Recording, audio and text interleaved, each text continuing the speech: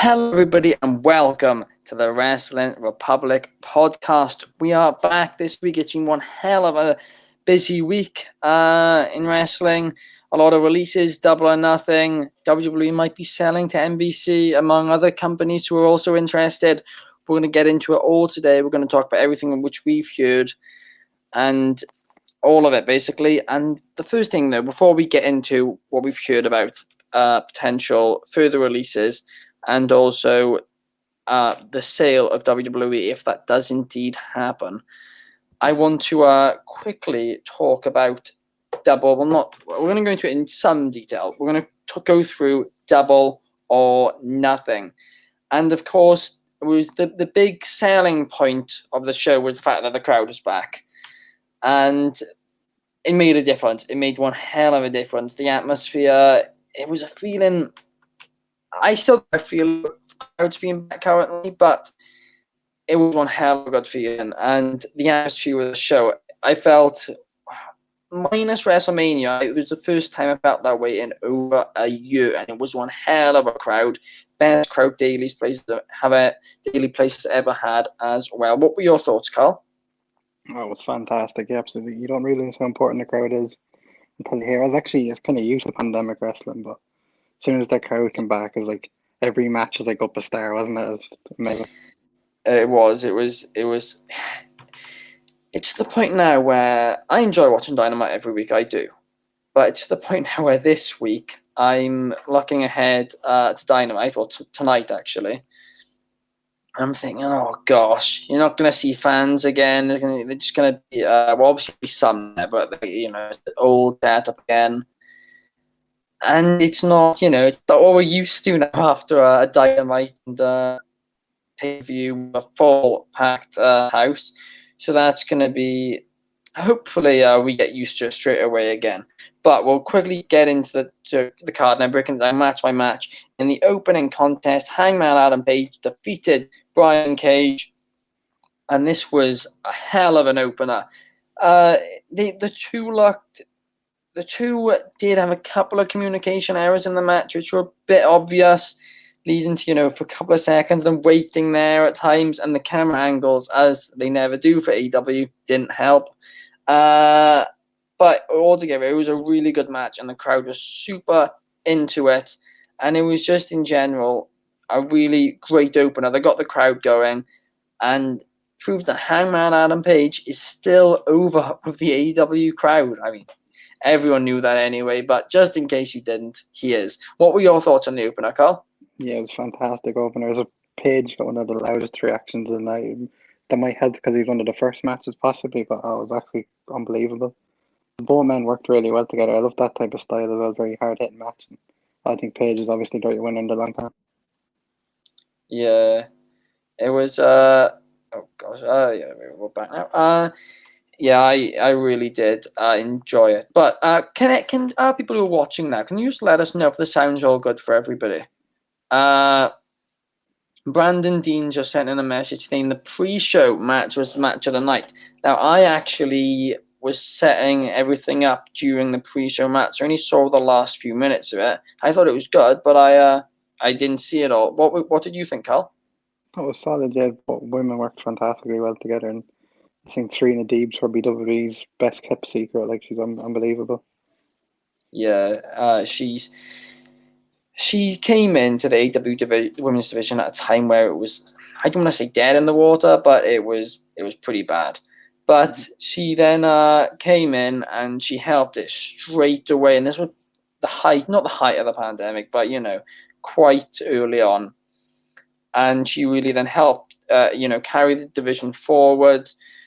And then that, of course, leads to the women's tournament. And since then, it's been, a lot better for All Elite Wrestling. But then we'll move on to the next match. And this match was, you mentioned it yourself, right?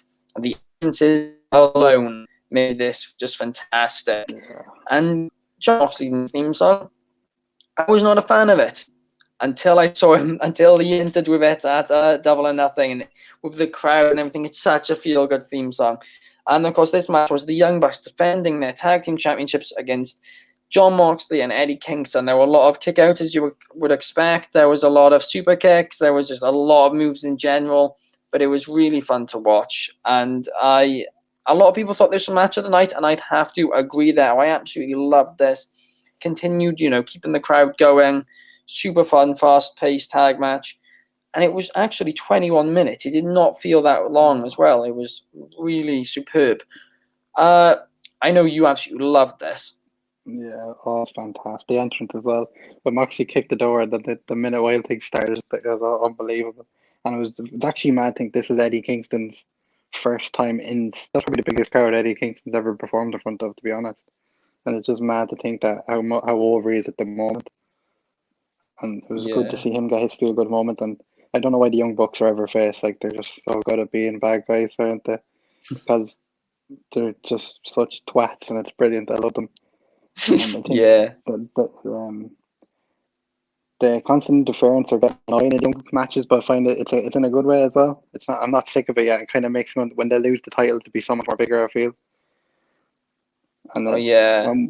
we were going into this match thinking definitely Moxley and Kingston were going to win, but I think the Young Bucks is definitely the right choice in hindsight. Yeah, I completely agree there. But we mentioned this last week as well. Where do Moxley and Kingston, especially Moxley, really, go from here? Kingston, Eddie Kingston's fine. I'm hoping they actually stay as a tag team, honestly, and they potentially feud with Team Taz or something like that. As the Moxley Team Taz thing is not something we've really seen. We saw it very briefly. We've not seen anything a bit longer with them. And Team Taz in general, the feuds they've had have been very stale. And of course, Brian Cage lost his match because of Team Taz. So they're obviously, they're leading to a split now. So I reckon maybe, the John Moxley, Eddie Kingston feud could be the way for them to do that.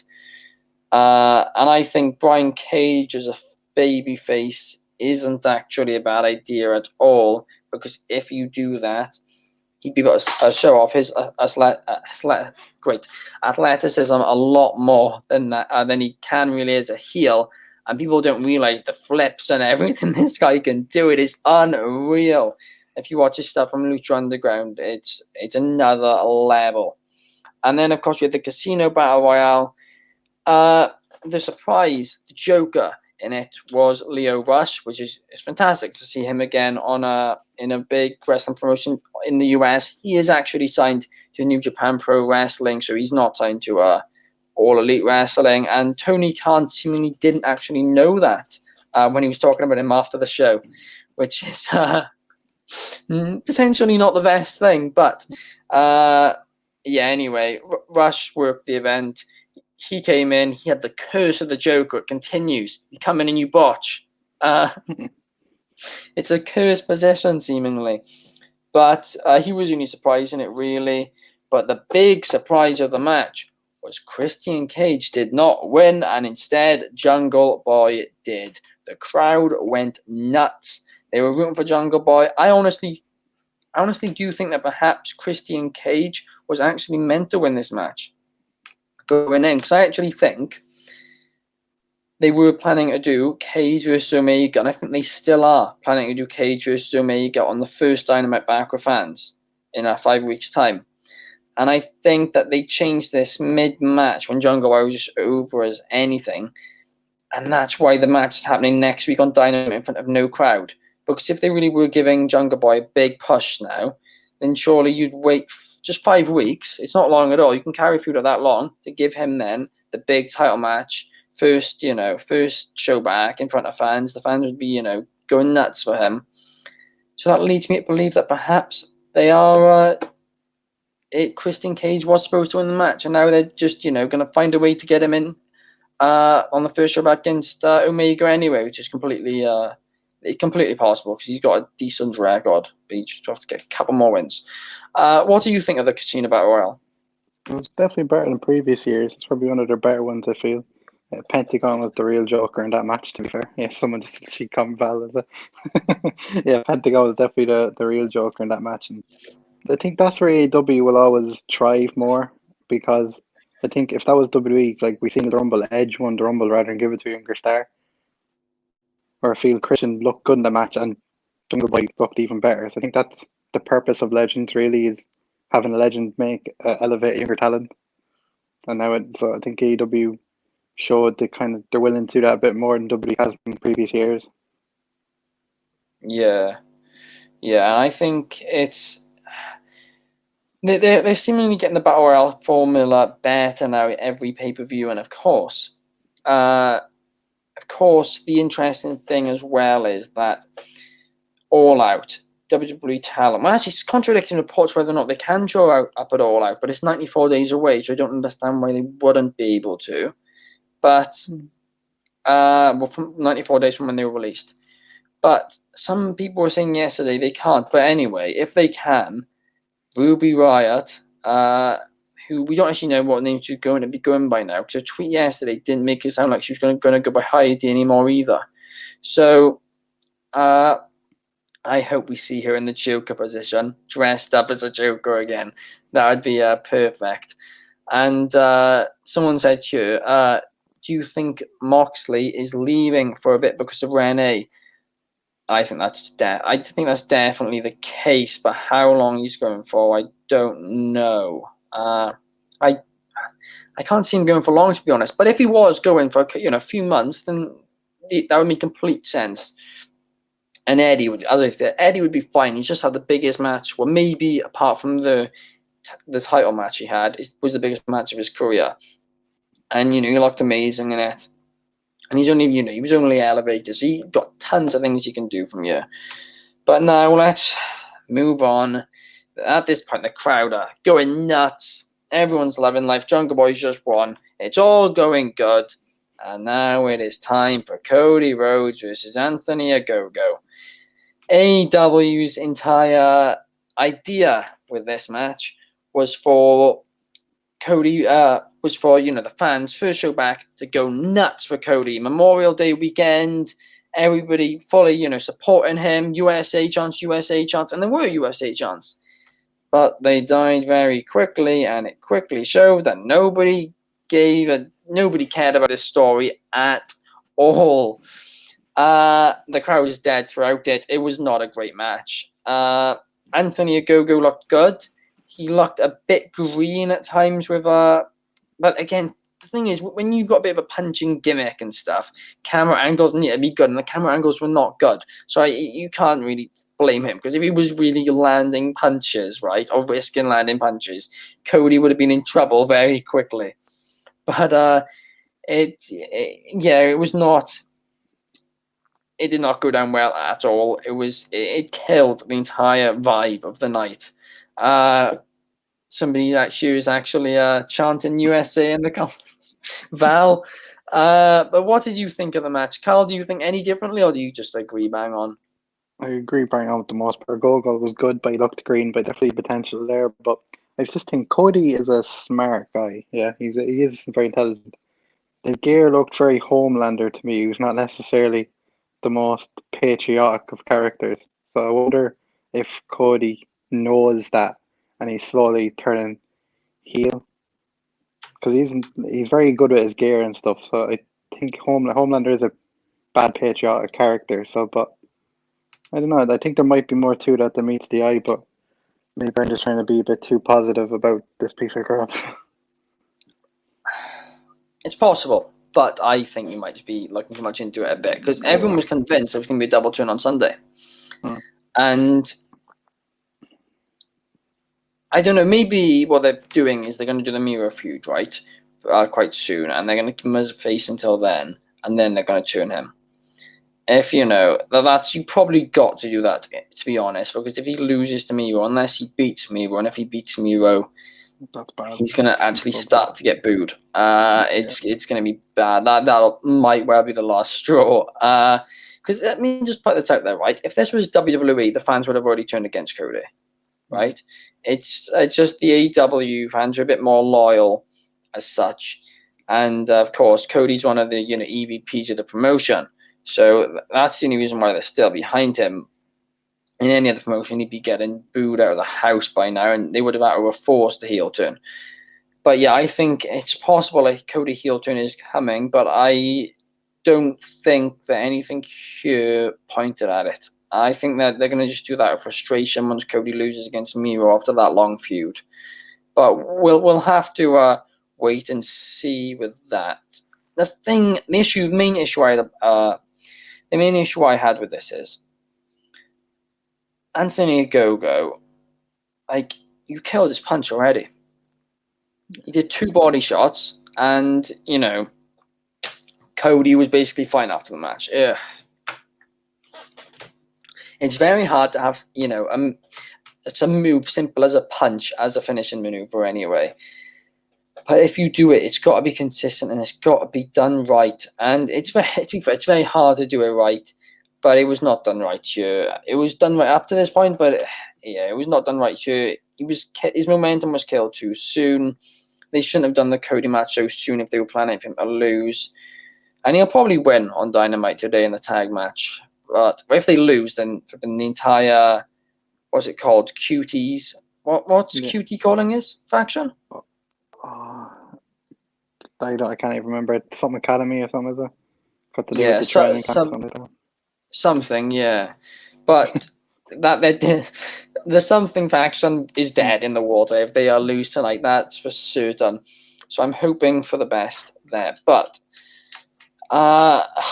it was just, I don't know. Your point that is a good one. Perhaps it was potentially foreshadowing a heel turn for Cody, and down the line I can definitely see one, but I think AEW expected a significantly better reaction for him than they did. At the factory, I've just been told they're called. But after this match then, the crowd is silent. For the first time in the match, in the first time of the night, the crowd is silent. I'm like an hour and a bit in at this point. Miro versus Lance Archer is next, and they get barely any time, but it was a good match between the two. Miro came out, the crowd was a bit dead. Miro tried to get them, worked up a little bit. They then were cheering for Miro. So then what they did was, obviously this part was planned. Miro threw the snake, even though there was no actual snake in the bag, across, and it was perfect heel heat. That was done really well. And then the crowd started to, come back to life a little bit. But it was disappointing in the fact that the crowd was silent for the majority of this match, as it was really, really good for what it was. I wish it had more time, but Miro is looking better and better in AEW now. And since they've, dropped the Gucci shirts, they've, dropped all the best man stuff, and they just let him be a monster, he's looking really, really good. His new attire with a title, perfect. What were your thoughts on it? I couldn't get into it for the first 5 minutes because the Cody match, the crowd kind of weren't into it, and it kind of took me out of it a bit. But when Miro threw that snake, I was hysterical, and I thought it was the best thing I've ever seen. And then I really got into it near the end, so that was good. I think Miro is a star, and I think that he's more bigger now with the slow turn of him being his own man than if you just come in like this straight away. Because I think he's kind of more established himself as a different character to Rusev. I think that was very important to differentiate those two characters. Yeah, no, I agree. The thing is, Tony, that's exactly what Tony's Khan view was, that he wanted to bring him in and slowly build him up because he was diminished after the Rusev thing. But I don't think when they brought him into AEW, that's what it seems like they just backtracked on the character and redone it, essentially. Because they brought him in wearing Gucci shirts, the best man gimmick. And I know, obviously, the best man gimmick actually changed as it went on. He went from, Gucci shirts and everything to being a bit more aggressive. And it didn't work for me until now. And now he's looking like a badass again.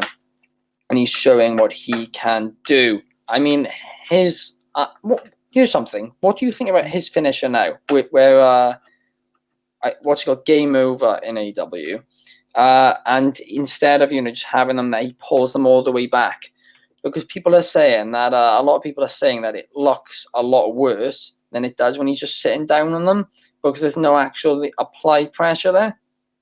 I think actually the opposite. I think it looks a lot better because on Archer didn't really work because he's not very flexible.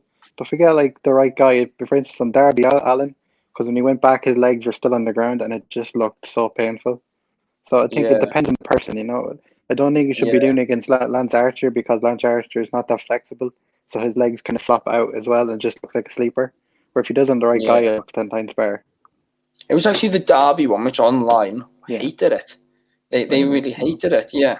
I thought it looked good, but I then at Double or Nothing properly paid attention to it, and I didn't see that much of an issue. I could see, as you said, he's a bigger guy. It looks a bit, I don't know, it just looked a bit thingy. But apparently the pressure's actually released a bit, but it still looks good, I think. I think Derby just maybe oversold it slightly, Maybe. perhaps. Maybe. But then we move on. It's the most predictable match of the night, easily, right? Dr. Britt Baker faced Hikaru Shida for the AEW Women's Championship, and Hikaru Shida's year-long championship reign was ended. Super predictable, but a really good match, I thought. Definitely the right choice for it there. Are you able to just talk through the match for a minute, Carl, and what your thoughts Really, were? that thought the match was excellent. I think I was so happy that Sheeta had this match in front of the crowd because she was running. She basically had that division by herself for a year straight with no crowd, no nothing.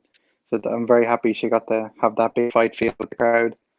And I think that the her winning, Dr. Britt Baker winning is only going to make the division more eyes on the division because Britt Baker is a star. Like the whole crowd was chanting for her basically the whole night, and it was fantastic.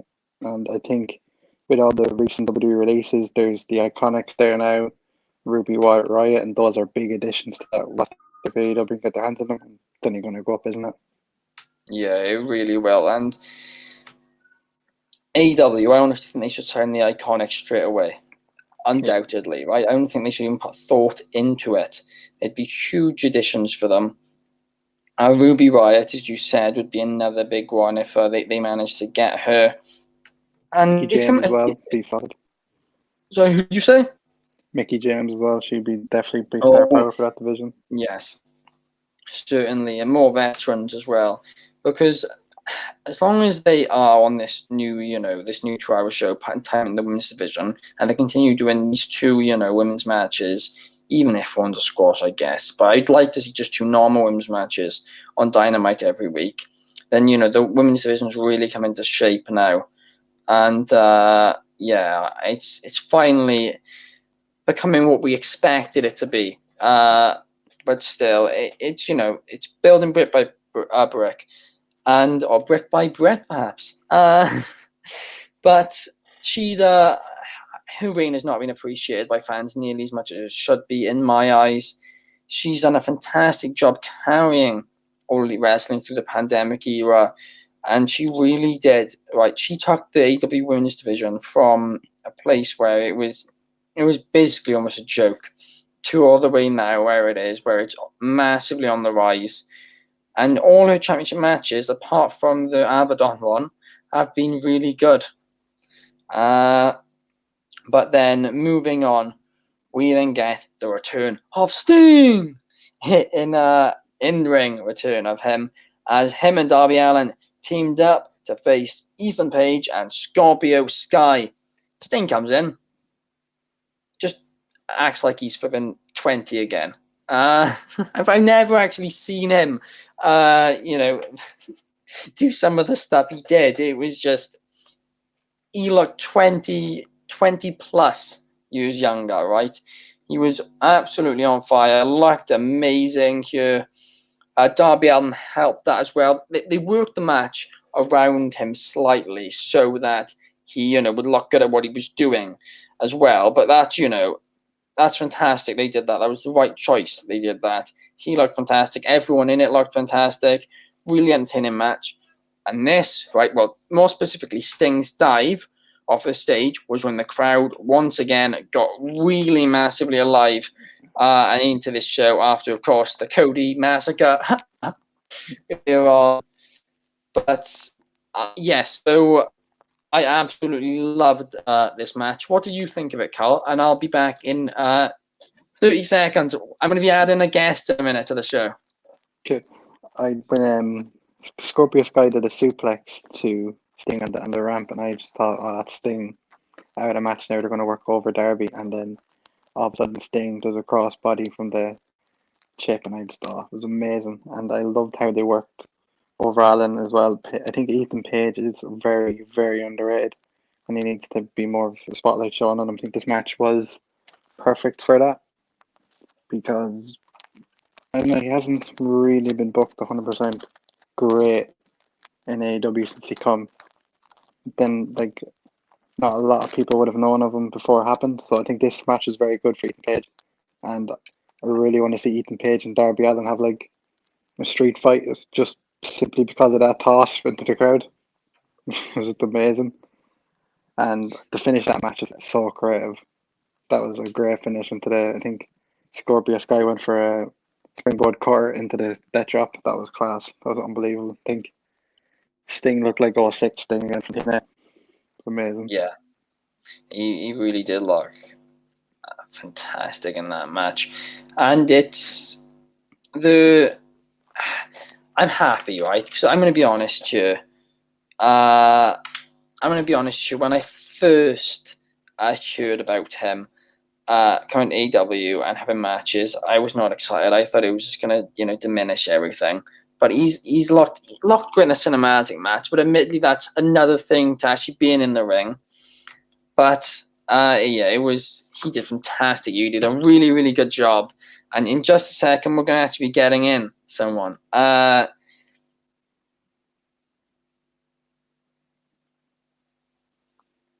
we're going to be getting in someone in una second.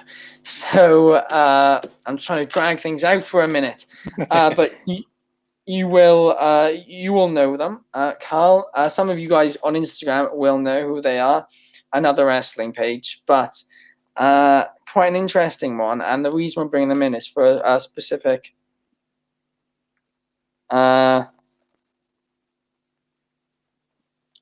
the reason we're bringing them in is for a specific question, which we will get to. Yes. There we are. Okay, then. So we're going to do one match before we get into this, right?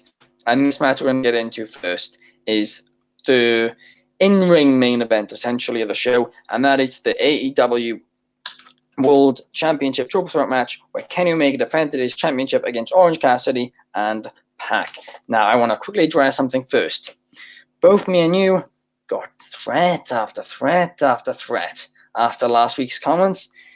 So, people, even though I mentioned it so many times, Orange Cassidy is a phenomenal athlete. He's so creative. He's innovative. He just does everything exactly how he should do it, right? Major props to him. And as I'll get into now, he was the best in this match. But the issue came as the issue which I had, right? Not with this match specifically now, but this is what I was on about last week, was the booking of him, right? I don't think that him being in the main event makes the company look good in the slightest. It comes across as a joke to a lot of people, right? And everyone's like, well, look how over he is with the crowd.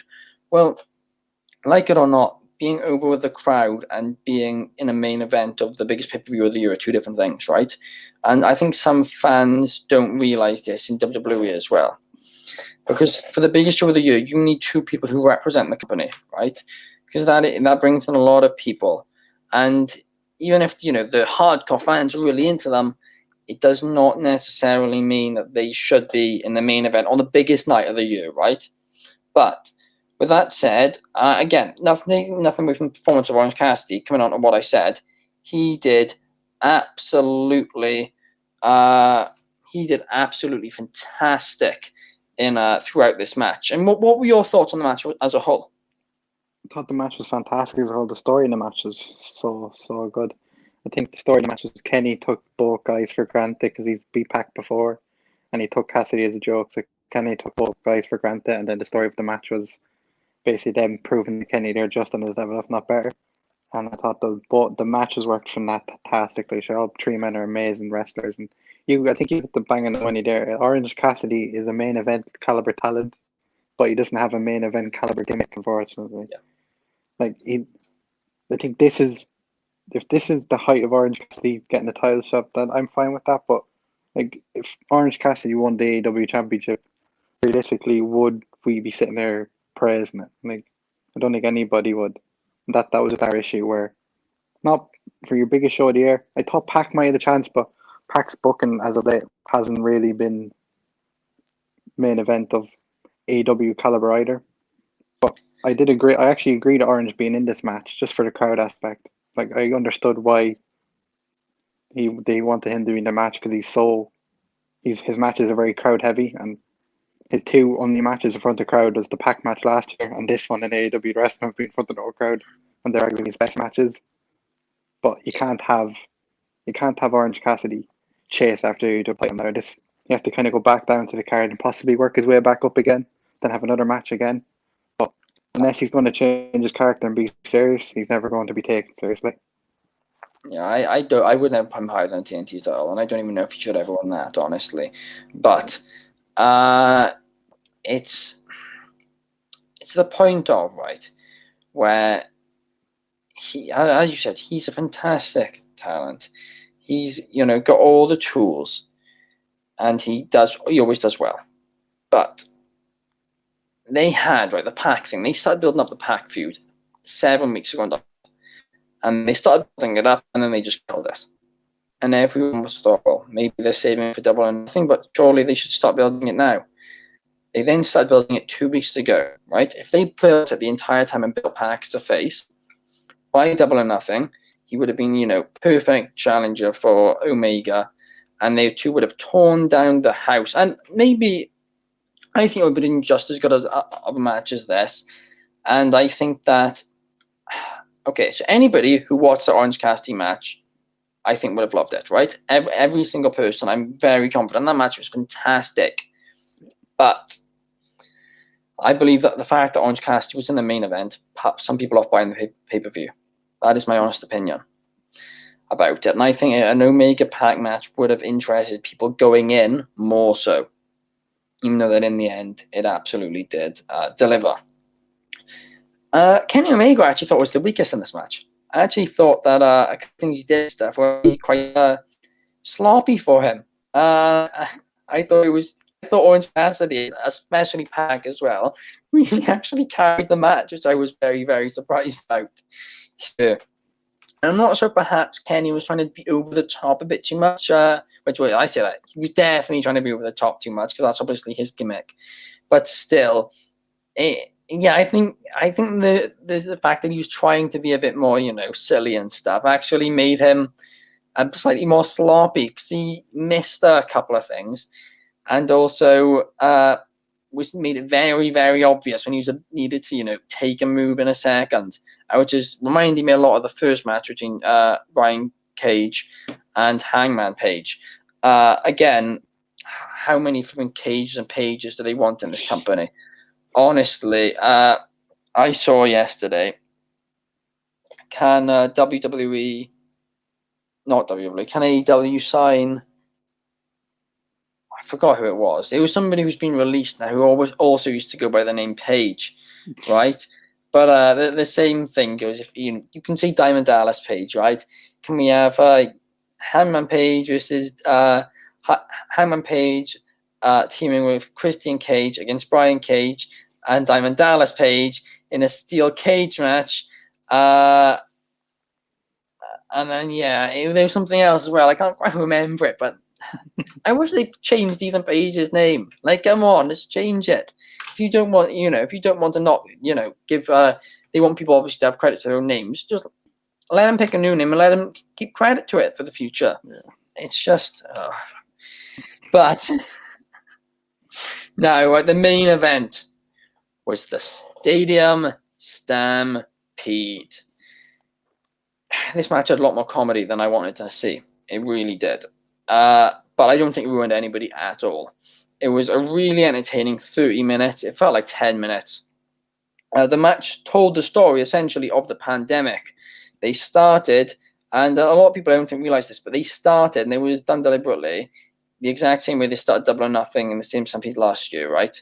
Inside the stadium with the ring, right? And they brought it through the areas. Which they did stuff in last year, and they also did stuff in during the Young Bucks street fight match, which they had as well. And they brought it through slowly but surely, all the way down through the fans then, and back into the ring, right? Just symbolizing the fact that, the pandemic is over. It's not over, but that is how that was. Returned to crowd was done very well. Sammy Guevara looks like a complete star in this. He was definitely the highlight of it. MJF perhaps looked slightly weaker than I would have liked him to, but it was fine. Nobody here looked any less of a star, I'd say, because of the match at all. The Jake Hager and Wardlow stuff I loved as well. What were your thoughts on the match as a whole? I didn't like it at first. I actually really disliked it at first, just because the first main event back with fans was obviously what we've been seeing all year. So I was a bit kind of down about that. But then in hindsight, as like the story, it told the perfect story of the wrestling through the pandemic era. So I really did like that. My only critique would be I wish it wasn't Sean Spears and Sammy in the ring for the finish. Maybe I think Sammy should have been there because Sammy's obviously one of the future stars of the company. But I would like the MJF in there rather than Sean Spears. Maybe Sean being there is a sorry and a thank you for all your work type of thing. But and I wish FTR and Pete Proud and Powerful were in it more. They were in it for like 5 minutes. They got a bad day one. The one thing I really disliked about it was the way FTR were presented, actually. And Tully. And I know it was meant to be, a funny throwback type thing, but I didn't like it. The reason MJF wasn't in the middle of the ring and Sean was, Sean Spears was the one out of the Pinnacle who they were fine with getting pinned and losing, right? And that's why he was there. That's why he was there. And they wanted Sammy to get the win, but they didn't want him to get it over MJF. And otherwise they knew to be MJF Sammy feud. Which he could have done, but I think they just want to end it now, which is understandable, this story arc. And so from there, they just left. I think they're going to leave this feud where it is now. It's 1-1, and they'll probably eventually return to MJF Jericho. Mind you, that's a good point. They haven't done MJF Jericho, so it's very possible that is what they do. But overall, I did enjoy it. What were your thoughts on the pay-per-view as a whole, Karl? Fantastic. Most matches were over 4 for me. Thought it was fantastic. Possibly the crowd just elevated to the next level. It definitely felt like one of AEW's best show, like since Revolution last year. It's fantastic, and I think that tag match probably was my match of the night. It was just fantastic. All right, same for me, here as well. And according to Dave Meltzer, the pay-per-view didn't outsell Revolution, but it significantly outsold Double or Nothing from last year. Did really well with pay-per-view sales. It would have been probably about 135,000 is a rough estimate of what it was currently, which is very good if you think about it. In 5 minutes we'll be having a guest coming on here as well. As somebody's just mentioned in the comments here, someone who no longer is a WWE fan, right? And that's what we're going to talk to them about when they get on here. But Viola said here, Omega is more sloppy right now, in my opinion. Like, he doesn't really suit the American style of professional wrestling. Now, I actually completely agree with that. I don't think I'd say he looks sloppy on the whole right now or anything like that. It was just more specifically this match for me. And he also said the Rich Swann match looked a bit sloppy. I haven't actually seen the Rich Swann match because I heard it wasn't good. So I did not want to. I'm a big fan of both men, so I didn't really want to see it. But he definitely suited the style in Japan a lot better. And also the camera angles in Japan were a lot better. It's not actually given enough credit almost to how bad the AEW camera angles are. I know we talk about it a lot, but they are absolutely awful. It is almost it's almost embarrassing. But I think about how many sport companies' history would have been a lot better. The Jericho thing, a few weeks ago, especially, right, looked a lot better if they just had better camera angles at the end of the day. But we're now going to move on to the big topic this week, and that is the WWE releases. So, Wednesday morning, I wake up, normal day. Right? I'm expecting it to be a bit of a slow news day, if I'm being honest. I check my phone. A tweet from Sean Rossap comes up. We're expecting more WWE releases later today. Oh. Now, Andrew Zarian of the Mat Men Wrestling podcast recently said that NXT UK releases were coming. So I thought, okay, it's going to be some NXT UK stars. They still haven't actually done the NXT UK releases, but they'll probably be happening very shortly.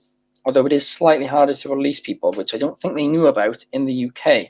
But they actually could get in a bit of trouble because unions do exist here. But anyway, I wake up then waiting to see who's released.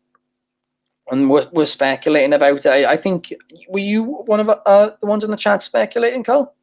I was indeed, yeah. I didn't have a clue who it was going to be. Yeah, and I threw it out there that, oh gosh, I'm worried this is going to be Finn Balor. The fact that, he's not been on Raw or NXT the last week. I was thinking, oh, maybe he's done for now after that match. Thankfully, it was not him. Although I'm certain he's going up to Raw now after these. But the releases were as follows, and I'll break them down one by one. Firstly, Santana Garrett, not surprising at all. She was called up to the main roster like 6 months ago, not used at all. Originally, they were considering a Charlie's Angels type faction with her, Vanessa Bourne, and Chelsea Green, all of which are now released, by the way. So AEW could actually do that faction if they wanted to. But yeah, that one was not surprising. She never got a chance in WWE. Really, really disappointing. They should have just sent her back down to NXT. I don't understand remotely the idea behind those 3 call-ups last year to the main roster. It was in the middle of summer. They decided, oh yeah, we're in the Thunderdome now, so we're going to call some people up. And then they never used them. They used Chelsea Green months later. She got injured first match back. And then, of course, that was the writing on the wall, essentially, for them.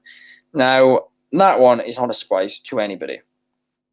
The next one is a bit of a surprise considering she's been on SmackDown quite a bit recently. We talked about it earlier, Ruby Riott. Criminally underused by WWE. It's really, really sad to see how, considering, especially, she was even underused in NXT, and she was perfect for NXT. It was just that at that time they had a very stacked women's division there. Clearly, when she was called up, they had big plans for her because they named the Riot Squad faction after her. But in the end, they never saw anything in her enough to push her. And it was sad to see, especially with how over she was at WrestleMania. But they never decided to pull the trigger on her, sadly. And it really is unfortunate that this is a common issue that is frustrating me slightly. Sure, and it's a common issue as we'll go through these releases, right? And that is that Vince McMahon sees something in people, and Aleister Black said that, Vince saw something in him. But Vince McMahon sees something in people, then no longer sees something in people like a month later. He does not commit to a push anymore. And because of that, it's stop, start. And people think this is a long-time issue, right? And yes, it's happened over the years a few times. It's not a long-time issue. It's an issue literally within the last 3 years. If this was done 5 years ago, you would not have the likes of Kevin and Sami Zayn, even recently. They would not be nearly as big as they got. And I know obviously they didn't essentially get main event or anything, but still nobody's been getting a mid-card push anymore, right? It's like as much as they did. John Moxley recently stated in an interview that the only way WWE could have another Shield is if they actually committed to pushing people, like they did with the Shield. And they took a massive risk on the Shield. Roman Reigns was the only Vince McMahon guy. And even he wasn't a massive Vince guy when Vince first saw him. Out of the 3, John Moxley, or Dean Ambrose at the time, is everything Vince McMahon doesn't like about wrestling. And he brought him in and made him a star, right? And obviously in the end, it didn't work out too well, whatever, right? But they committed the push. They committed to him. They committed with Seth Rollins, even though, again, Seth Rollins isn't typically a Vince McMahon guy. He adjusted to the Vince McMahon style quite well, Rollins, but still, those aren't typical Vince guys. And yet, Vince committed to pushing them, and it worked. The likes of a lot of people who've been released today, including Ruby Riott, was super over with the crowd, right? Super creative, had so much potential. There was space for them to succeed, right? They were looking for more women's stars, especially throughout the last year, and they just never gave her the chance. And it really, really does frustrate me to see this. Now, I want to also clarify this. A lot of people are saying, I'm stopping watching WWE now. Are you actually one of them, Karl? Yeah. I'm stopping watching WWE now after this and everything. All 6 of these talents are going to be completely fine. They're going to be absolutely fine elsewhere. I will for the rest of my life condemn the releases they made last year. It hurt. It hurt. There was no independent team that they could go to, and a lot of them didn't find work very quickly at all. And especially recent releases as well, they made to the offices. Those people were being paid barely anything, the designers and stuff, and they got rid of them, and they already had too much work to do. And now they got to double it, the people who were left there. That's what frustrates me. These 6 people who were released were fine, right? I'm not saying, oh, how can you be so evil to release them? They'll all do fine, but it's annoying that they didn't push them when they could have done a lot more with them. But then moving on to the next name released, and that was Buddy Murphy. Now, this one was not a surprise whatsoever, right? I'm going to actually put it blunt here. He would be a perfect tag team wrestling guy, right? Perfect. But for a single star in WWE, the way that, it works, sports entertainment and stuff, he actually isn't very suited to it. And whereas if he went somewhere such as AEW Impact, he could be a main eventer, right? But it depends on the style of the company. And he should have had a bigger role on the card, undoubtedly. A top tag team or something like that, he would have been perfect in. But outside of WWE, I think he's one of those guys who would be a lot more successful. So this one, I didn't actually have much of an issue with at all. I think he's going to do great things outside of the company. And I don't think that he was actually tailor-made for, the company, if I'm being honest here. What was your thoughts on his release? Yeah, no, I completely agree with you. I love Buddy Murphy. His improvement. He's has to be one of the most. I don't know if he was always this good, but in 2018 he came back for the Cruiserweight Classic, Wrestling Classic was like a tournament for the title match after Enzo got released for WrestleMania, and he got into that. And since that, he's just been arguably one of the best wrestlers in the company, hasn't he? And he's had great matches and great glimpses, especially the one that comes to mind as his biggest standout match is probably the ones with Roman Reigns at SmackDown week before SummerSlam. Oh, yes. That was a fantastic match, and that showed his potential. That night he was a star, but it shows WWE can make anyone a star, whether they want to continue with the momentum or not. Then I think the next week he beat Daniel Bryan in another great match. So he obviously got like a 3-week push, and then after that he was nowhere to be seen till the Black Feud. A 3-week push, what a surprise. We just hear that. It's constant, and it just frustrates me so much, right? Sometimes pushes need to be abandoned because they don't work. But if you are pushing and then starting pushes constantly, it's an embarrassment on you, right? Because it shows that, you're not picking the right talent to push or whatever. But most of the time when they do pick this talent, it is the right talent to push, and then they just give up on them for God knows what reason. But Murphy, on 205 Live, he was killing it with Ali and them doing great things. And I'm really hoping AEW can pick him up. And if not, at least, I don't know, at least if, I don't want to, a lot of people are saying Impact Wrestling. And if he's promised like a world title in Impact, I'd love to see that. If he's going to be in the X division, I'd prefer him to be mid-card in AEW, to be honest with you. New Japan as well is another one I'd like to see. And of course, everyone wants to see Murphy Omega, because Murphy's blatantly been inspired by Omega. You can see it with a lot of the moveset. And there's just a fantastic feud to be had there. Probably into babyface Kenny though, so maybe they'll hold off for a little while. But yeah, there's a lot that can be done there.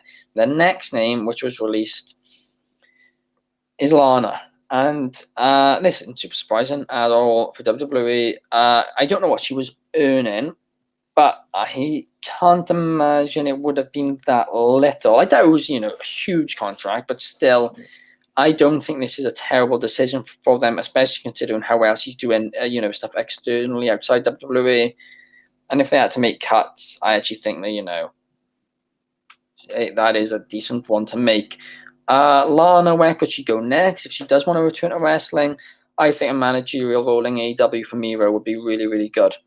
Because when she managed Rusev as a heel before, they were fantastic together.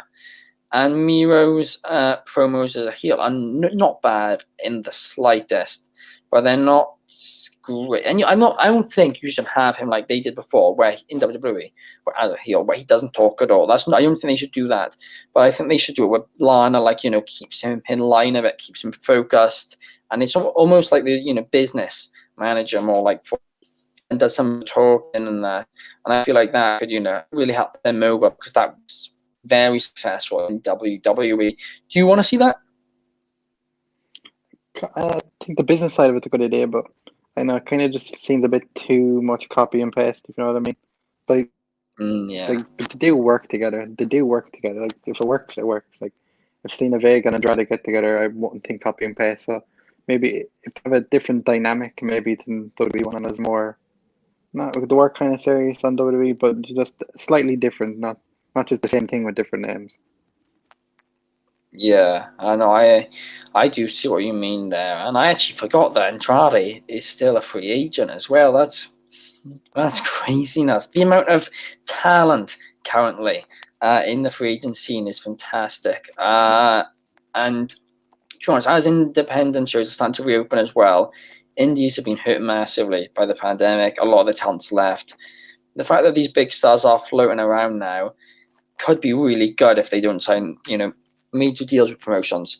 And I really hope that AEW do actually let talent go work on the indies as well, which I know they are doing. But I think I they were think doing that, Max weren't they? Caster, yeah, I think they were doing that before the pandemic hit. 'Cause I remember in July last year, I seen Penta versus John Moxley in MLW. So they're definitely allowing talent. I think as long as it's not on TV deals, they don't mind.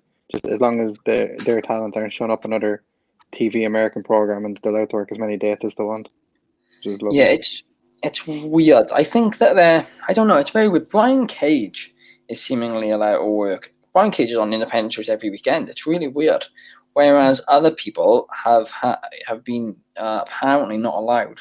I don't know what's happened there really, but so apparent. I believe that during COVID they essentially cut it down or whatever. I'm not sure if it was because of COVID or because of injuries for whatever reason. And I remember a few had to pull out. But some people are seemingly on contracts where that's not the case. But, we'll see. I know Max Caster's working an indie event this weekend. By the way, I didn't mention this in the Casino Battle Royale. His promo, great. But anyway, let's get back to it now. Not promo, rap. Let's get back to it now. The next star, which was released, was Braun Strowman, and this was the one which shocked everybody until it didn't shock everybody. Yeah. And the reason for this is it came out quite quickly that what essentially happened was Braun Strowman was on $1 million a year deal, and soon 2019, WWE had a massive contract like nobody's business. Braun walks in to renegotiate his deal just like everyone else is doing. WWE don't want to lose him. Give him $1 million. Now that is a price for a main eventer, right? They plan to push him as a main eventer after that, and he has been a main eventer since, but since the SummerSlam last year, he's not so much been. But because I don't know honestly how happy they were that it worked. But anyway, they did the Fiend storyline. Actually enjoyed they did with him, but then Braun's gone anyway. Then that's the bottom line. He's gone out of the company. But he walked in. Here's what I was going to say. Braun walked in to negotiate his contract, got 1 million. Thought, fantastic. Walks out. He is the only person I've heard going for a big deal in recent history who has gone in and not got a no release clause. It's practically unheard of not to try and get one. And of course, there's, the reason for that is just because if this happens, right, and it's hard to get a no release clause in your contract, but if you're being paid $1 million a year, you'll have to push for it, but you easily can do. There's no doubt about that. And it's listen, Ron seems like a nice guy. He really does. And he was perfect with WWE. He really was. Right, especially as a babyface. He was over as anything. But the thing was, he took the piss out of the independent scene multiple times, right? Some people are saying he's going to AEW. Multiple members of the AEW roster don't like him because of what he's tweeted and stuff in the past. He still could go to AEW, It still could happen. Who knows? It's wrestling after all, right? But Impact is, to be honest, the only major promotion I could see wanting to sign him, and I don't think I could see him wanting to sign with them. So I think he's done with wrestling now. Maybe he'll renegotiate. I don't know. Do you have any predictions? Yeah, I think with Braun is he was good for so long, but I remember when he signed that contract, he won the Money in the Bank. Then he went on to feud with Roman and had in a cell. And then what really killed him is he lost the crown jewel to Brock, and ever since then he just never recovered from that. That Brock loss really, really killed him at Crown Jewel 2019, and he never fully healed from it. But I was very shocked when Braun got released, but then as you described perfectly there, how was till I wasn't. Till I heard the news that how much money he was on, and it makes totally sense why they cut him. But I can't see him being done with wrestling, but I can't see him wanting to downgrade after getting such big money, But Yeah, no, I completely agree with that. Some breaking news here. Next week's edition of AEW Dynamite, Kenny Omega versus Jungle Boy, that match has been cancelled. I don't know why, but it's going to now be in 3 weeks' time, which makes me believe that this is just complete speculation, but 3 weeks' time makes me believe that perhaps a positive test has come in. But that's just pure speculation on my part. But Dynamite that week will take place on Saturday, June 26th. And will, I'm presuming, be live from Daly's Place. Perhaps they'll try and get a full crowd for it. I doubt it, though. But especially considering there's another week after that. But they might try. And Tony Khan's announced on Busted Open Radio that, that match will happen on a Saturday night edition of Dynamite on June 26th. Hopefully they do a full Daly's Place then, but I doubt that's the case. Because if that was the case, I think they do it the following Wednesday, which is the last week at Daly's Place. Anyway, I'm trying to drag this on you a little bit, and somebody was meant to be joining us, and he's not joined us. Typical. Divas. As I said that, Karl. Hello. Wagwan. Hey. Yeah. What's up? Hey, it's Jim, boys. Pleasure to be on the show. Ladies and gentlemen, you'll know him as PW Japan, Jimbo, or as he calls himself, the Chimp. He's got a lot of followers on Instagram. Doesn't post very much, but he's an encyclopedia of knowledge for Japanese wrestling. I once was, not so much now, I start to forget stuff in my old age, but we try and remember as much as we can, Yeah, of course, right, yeah.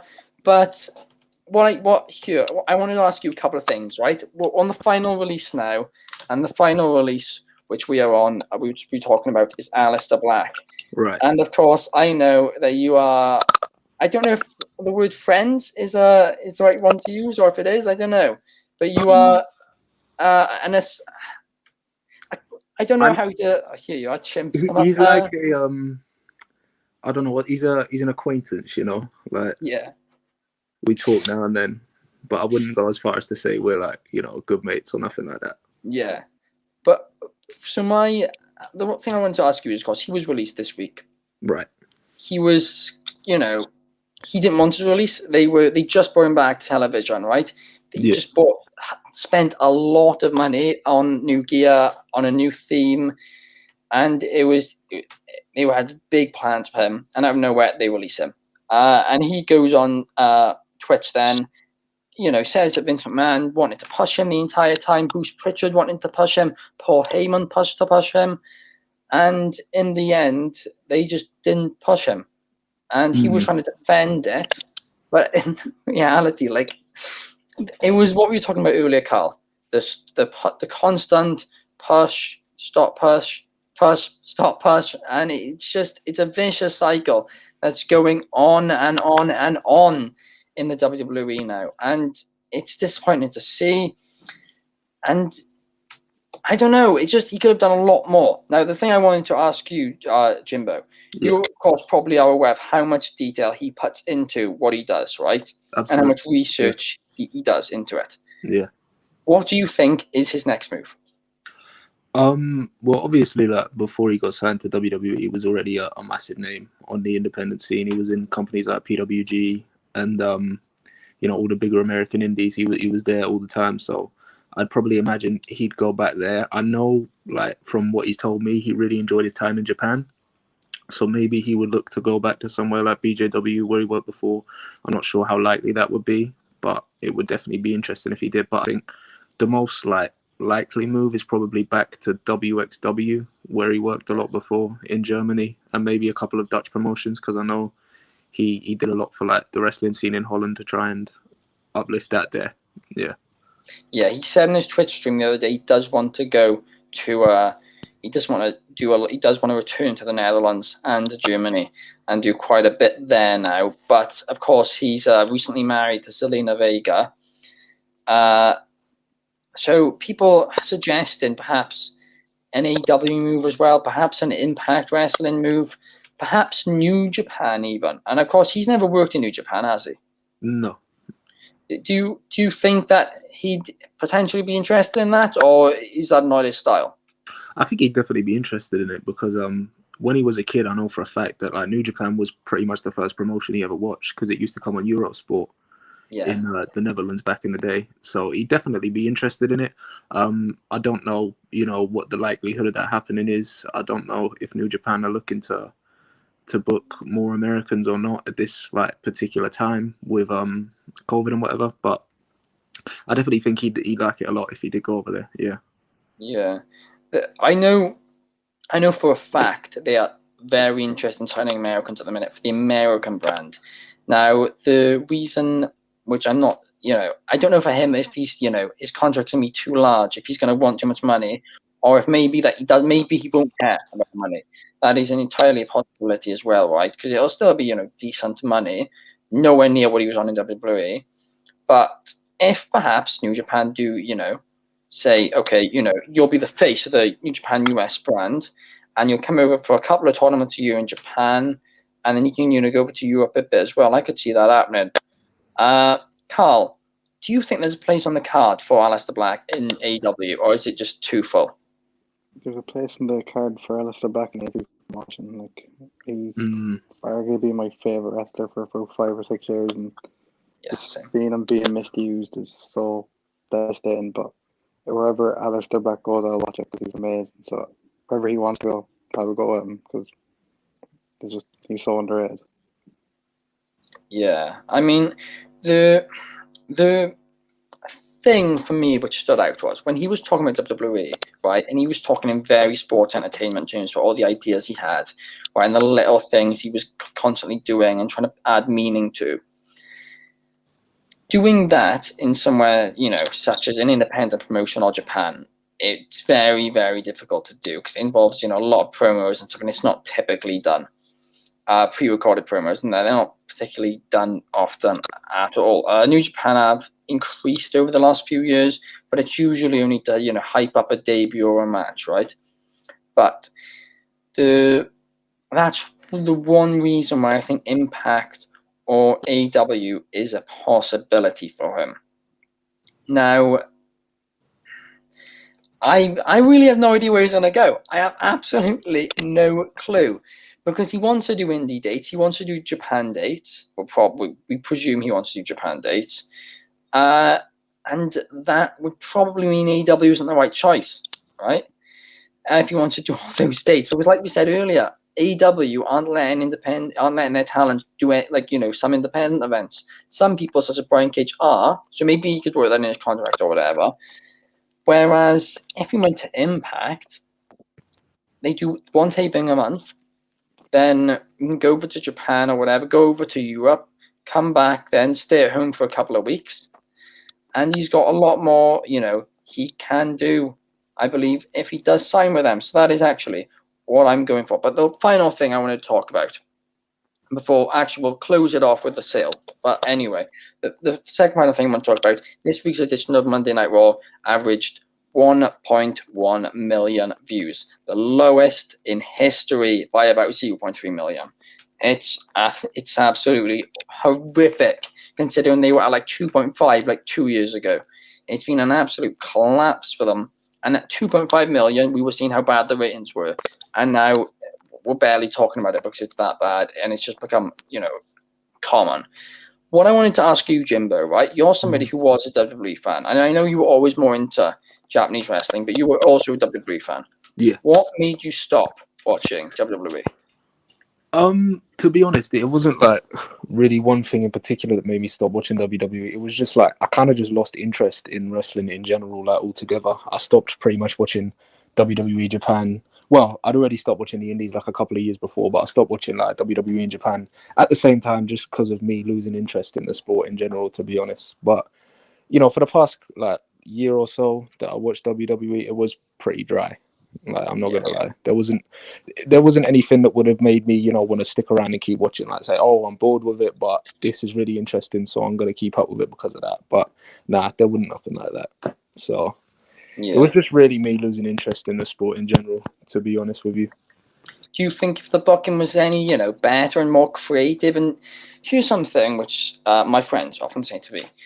Right, they say that what happened with them was they watched it, right, as kids growing up and everything, and they got to a page where storylines were looping, right? Whereas they were the same storylines you've seen over and over again before. So as you described it as, it's a bit dry. Would you agree with that?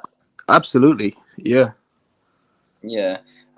It's disappointing to see as well. And WWE, right, it's going into ruins. I said about it in the Wrestling Roundup this week that the graphic design team are under immense pressure now. The media team under immense pressure, and there was stress issues in their departments beforehand. I know they've fired 50% of all the media team and kept the same responsibilities on and just handed them over to other people. And of course, this has created an immense amount of stress throughout the department. And that sums up everything. They're releasing people over and over again. And the only possible reason this makes any sense is if they're preparing for a sale. And I went in detail on all the business terms in the article I did on WrestlingPublic.com if you want to go and read that. But essentially, these releases over the last couple of years have put them from an estimated 4 to 4.3 billion to an estimated 4.5 billion. Which actually is nothing in the perspective, but it's an extra 200 to 500 million, which is, of course, big in the big picture. But that's likely why they did this. Nick Khan, a few months ago, the president of WWE, said they weren't selling, but it's obvious from this they probably are. Now, I'm going to say this, right? I've not heard this from anyone super reliable. That's why I take it with a dash of salt, right?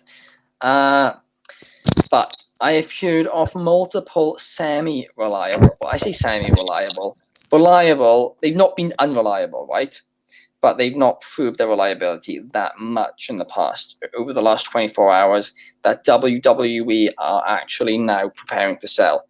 And the idea behind this is that NBC is one of the people interested, among many others. On social media last night, both Fox and Saudi Arabia were being thrown around. I don't know if there's any truth to that. NBC's the only one which makes sense to me. But this deal is not going to be something which happens tomorrow if it is done. It'll be done likely in a year or two, right? But what they're doing now is they're preparing for the deal. WWE want 4.5 billion. Well, it's estimated they want around that much, whereas some people only estimate the company at about 2.5 billion. And of course, the viewership's at an all-time low. Backstage, it's a complete mess. And it's like, you'd have to be a bit of an idiot to buy this company at this point. I mean, the company's running off nostalgia, and the nostalgia is dying. It's tragic to see, but that is exactly what it is. And I don't know. Do you see the company being sold, Karl?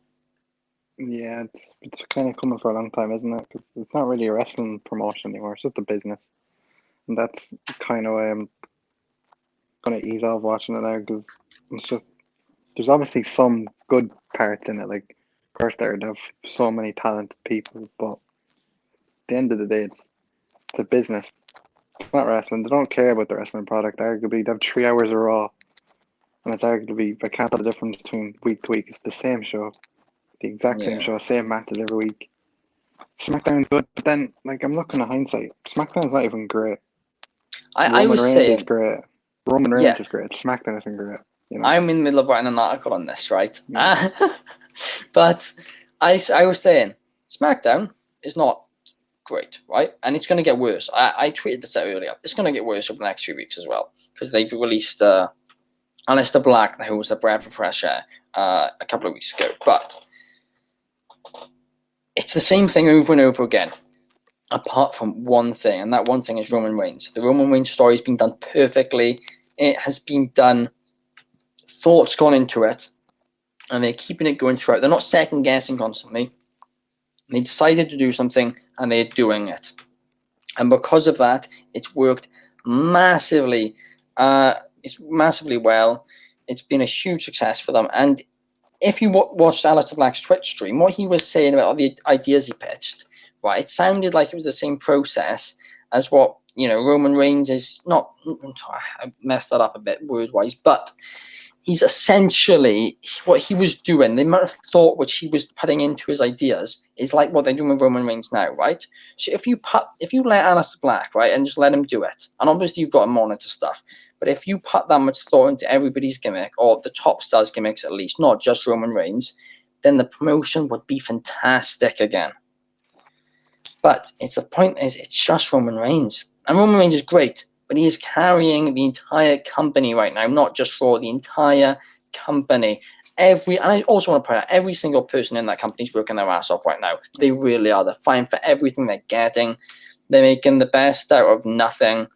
Raw's having like one great match every week now, or even must-watch match. The match quality is going up for like once a week, right? And that's because the talent are killing it.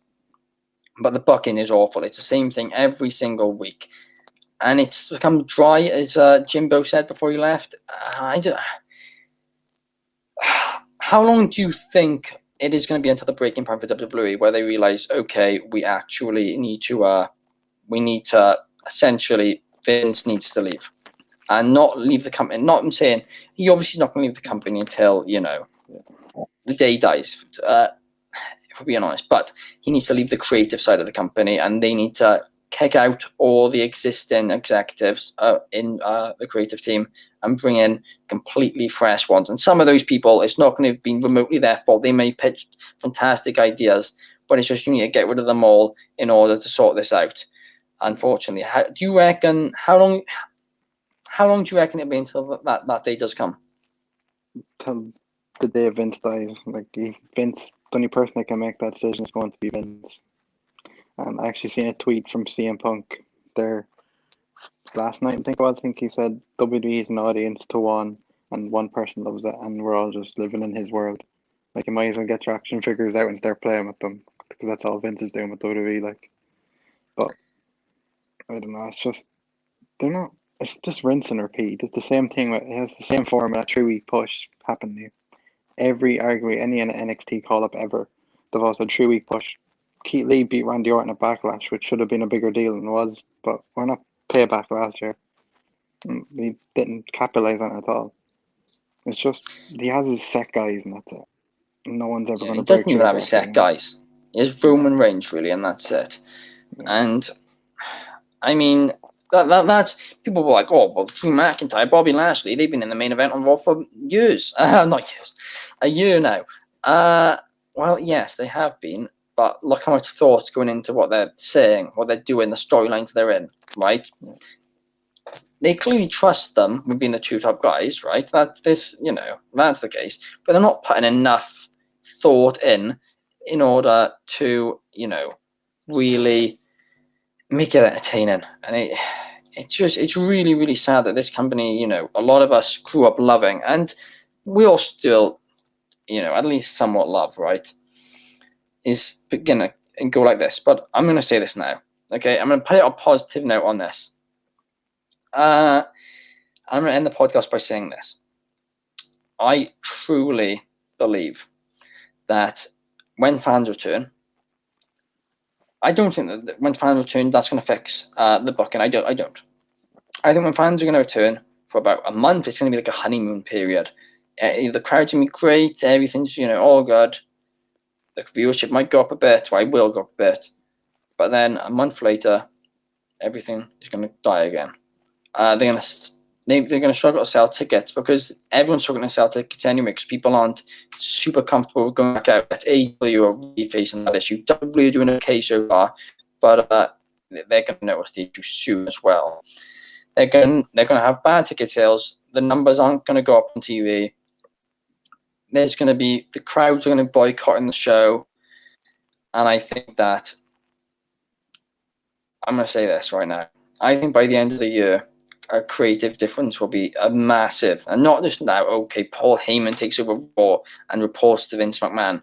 I'm not saying Vince McMahon won't be involved in this, but I don't think it'll be okay. Vince McMahon has complete control, and you've got to go everything through him by the end of the year. By the end of the year, I think Vince McMahon's script's going to be forced to be lessened, and other people are going to take over. I don't know who's going to take over, and this is just the booking I'm on about now as well. But I feel like there's going to be a massive change for better or for worse by the end of the year, as they've got to try something. Well, thank you for listening to the podcast, everybody. It's been great having you here, Karl. You too. And it's great having Jimbo here as well. When he was here for a short time, we found out some stuff about Aleister Black. And yeah, great episode. Thank you, everybody who's watching. We've had quite a lot of viewers today. And I will see you again next Thursday.